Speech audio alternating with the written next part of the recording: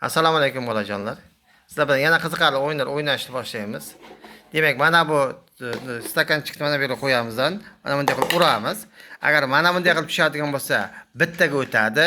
Agar mana bunday qilib tushadigan bo'lsa, ikkitaga o'tadi. Mana shu 3 ta nonni qo'lga kiritadigan bo'lsa, demak, mana bu mevalarning birini nima qiladi? Qo'lga kiritamiz. Tayyormizmi bolajonlar? Boshlandi, landi, o'yin boshlandi.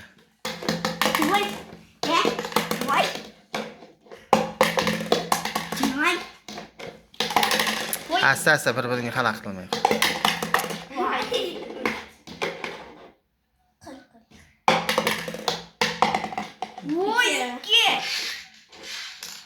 Qo'l bitta.